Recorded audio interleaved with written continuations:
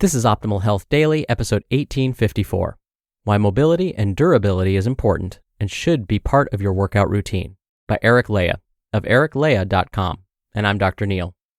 Hey there, welcome back to Optimal Health Daily, or welcome for the first time if you're new here. This is the podcast where I act as your very own personal narrator and read to you from some of the most popular health and fitness blogs online. For a lot more blogs being narrated for you, check out Optimal Living Daily. You can search and find that podcast wherever you're listening to this. Oh, and if you're in the US, again, I hope you're enjoying your holiday weekend. And today's post is actually a perfect continuation of what we were talking about yesterday. That was episode 1853. We were talking about mobility, stretching hamstrings, how to reduce pain in the glutes. And yesterday's author, Kate Galliot, talked about how mobility and durability are important. And so today's article will expand on that. So with that, let's get right to it as we optimize your life. Why Mobility and Durability is Important and Should Be Part of Your Workout Routine, by Leija of ericleija.com. If you asked 90% of gym goers why they train, they would answer that they either train for health or for body composition, so to lose weight or gain muscle. These are great goals, and this article is not claiming otherwise. But focusing only on the end result without paying attention to the journey has cost many people their chance of success. While lifting weights is nowhere near as dangerous as some people think, it can still lead to broken bones, torn muscles, joint problems, and many other issues. But by following certain guidelines, you can avoid these problems, and you can also benefit from better technique, increased strength, and improved flexibility. A pretty rewarding trade. Chronic versus acute injury. Before we get into this article, it is important to quickly define what exactly is an injury. There are two main types of injury that gym goers or athletes are at risk of experiencing. A chronic injury is an injury that can build up over time. Let's say you're performing a bench press with incorrect technique. Nothing happens immediately, but over the coming months, you begin to notice that your shoulder hurts whenever you push the bar away. This is a chronic injury. Acute injury is the opposite.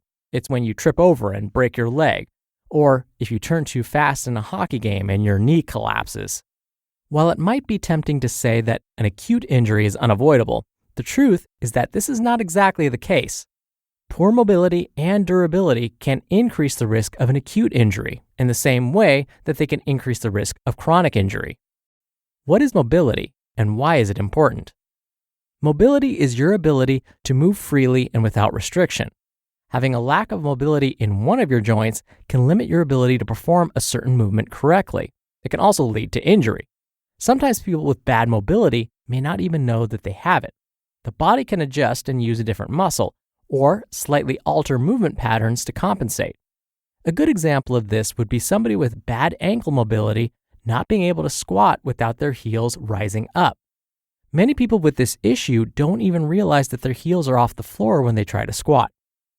What is durability, and why is it important? Durability is the ability of the muscles, bones, or joints to withstand pressure or damage.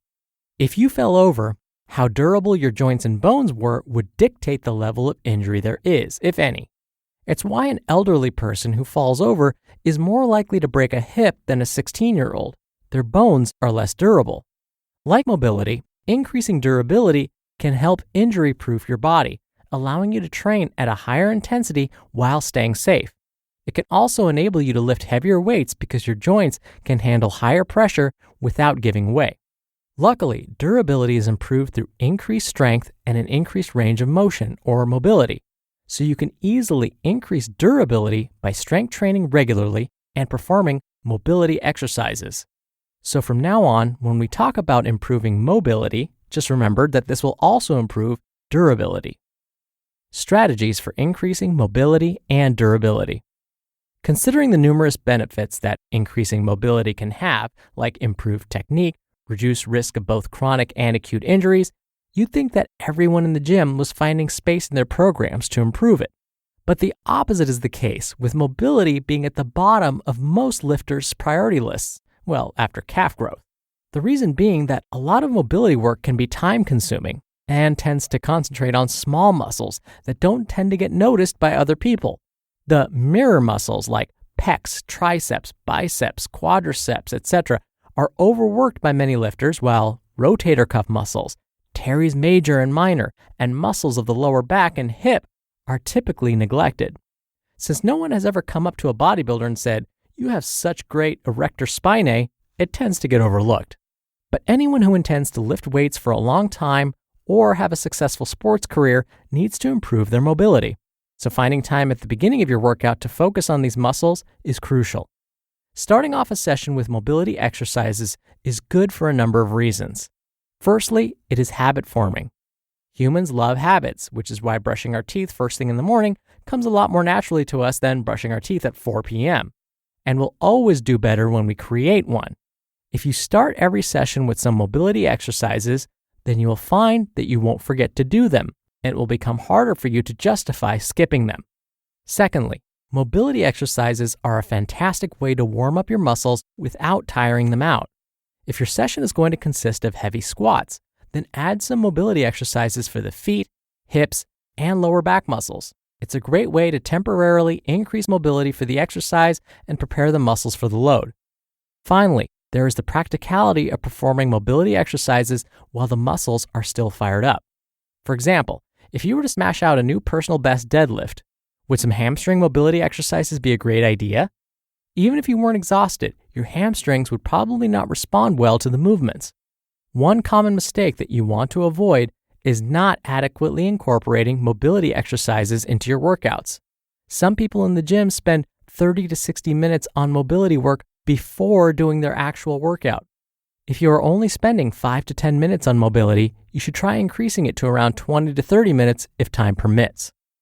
Key points. 1. Perform mobility exercises at the beginning of the workout rather than at the end. 2. Use light weights and high reps or no weights at all. 3.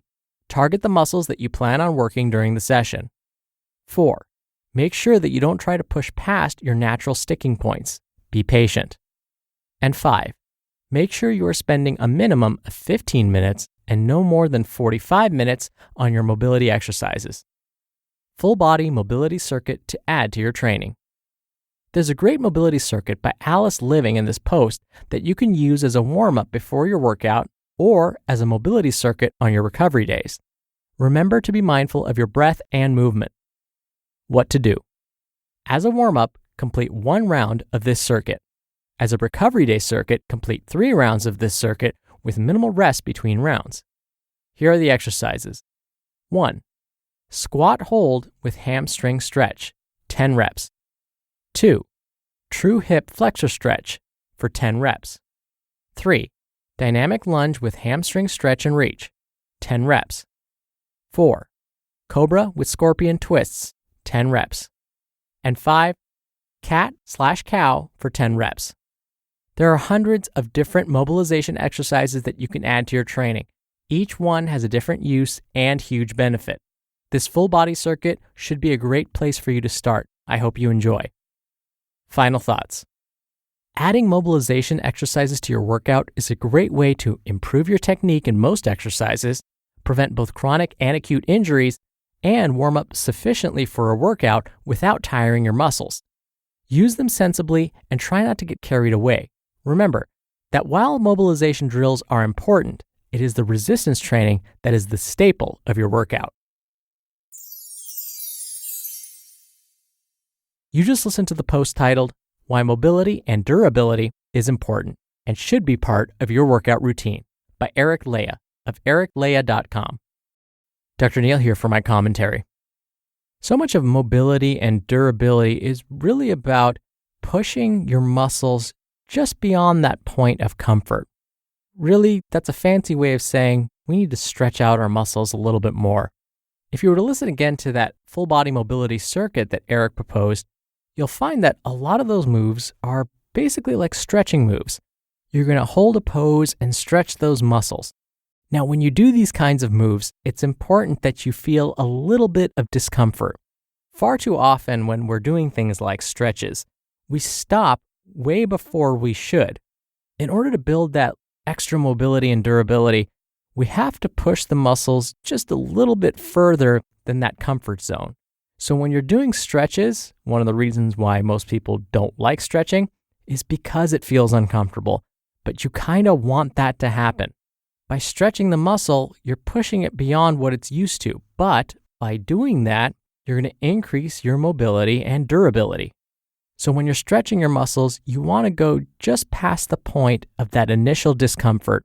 By doing that, you're going to increase your mobility and durability, but if you push beyond some of that initial discomfort and really try and get that deep, deep stretch, you might end up with an acute injury. So we have to be careful. And if you're the type who won't perform some of these durability and mobility exercises at the end of the workout because you can't wait to just hit the showers and head home, then I agree with Eric. It's probably better that you start your routine with this. But what I would recommend is maybe do a slight, maybe 5-minute warm up, like walking at a moderate pace before jumping into the mobility circuit. That way, some of your muscles, especially the larger muscles, are warmed up, which will help reduce the chances of acute injury. All right, that'll do it from me for today. I hope you have a great rest of your holiday weekend. For those of us in the US, thank you so much for listening. And don't forget, I'll be back in a moment with our Sunday bonus episode. So I'll see you there where your optimal life awaits.